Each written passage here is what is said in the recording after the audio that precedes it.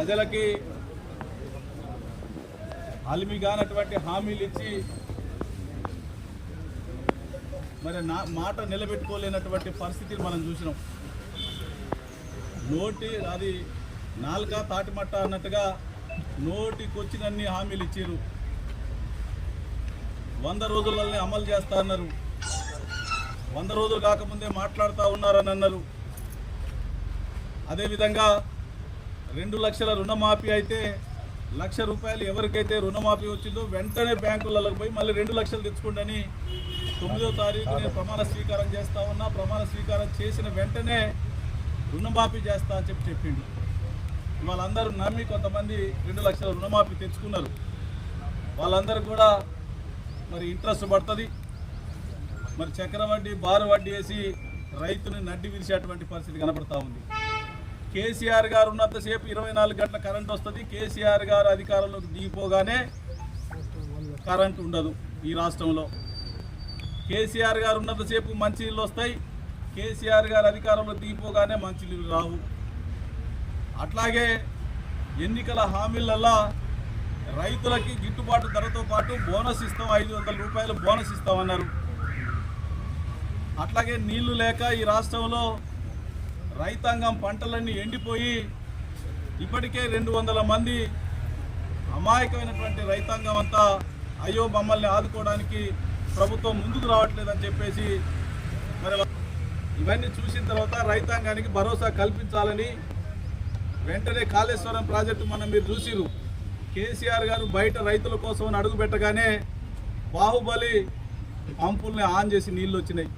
అంటే రైతుల యొక్క జీవితాలతోని చెలగాటమాడుతూ ఉంది ఈ ప్రభుత్వం. మనకు ప్రశ్నించేటువంటి అధికారాన్ని ఇచ్చిన ప్రజలు కాబట్టి ప్రజలు ఇచ్చినటువంటి ప్రశ్నించేటువంటి అధికారాన్ని మరి మనం ప్రజల తరఫున ప్రజల పక్షాన పోరాటం చేయాల్సినటువంటి ఆవశ్యకత ఉంది అని చెప్పే సందర్భంగా నేను తెలియజేస్తా ఉన్నా.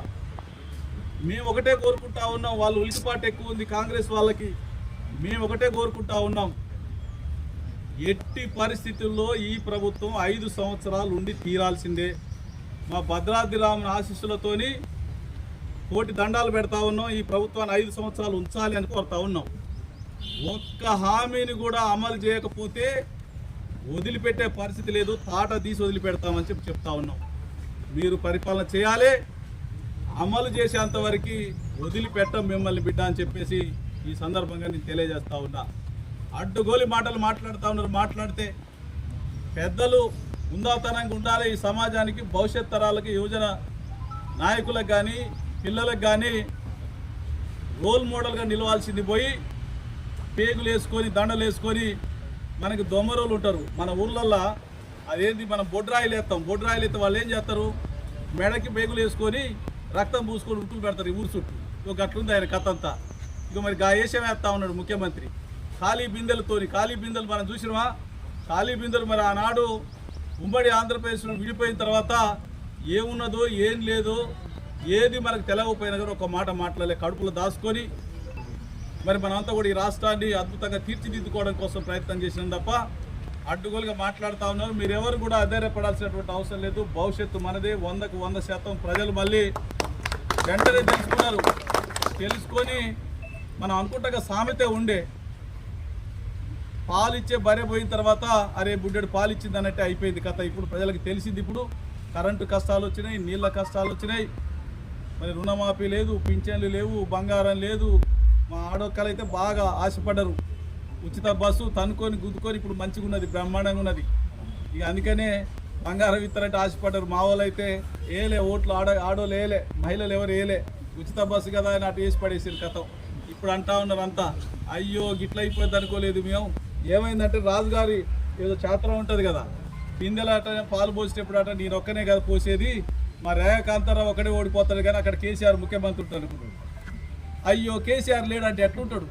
ఒక అట్లా అయిపోయింది కథ. మా వాళ్ళ కథ ఏంటంటే అందరూ శాఖారులే కానీ రొయ్యల బుట్ట మాయమైంది అన్నట్టు అయింది. ఇక కాబట్టి అందరికి కూడా బుద్ధి వచ్చింది. ఇప్పుడు మా వాళ్ళతో పాటు జనాలకు కూడా బుద్ధి వచ్చింది. ఖచ్చితంగా జనాలు మన పక్షాన్నే ఉంటారు కాబట్టి జనాల పక్షాన మనందరం పోరాటం చేయాల్సినటువంటి అవసరం ఉంది. లేనిపోని పేపర్లు ఉత్తని రాస్తూ ఉంటాయి.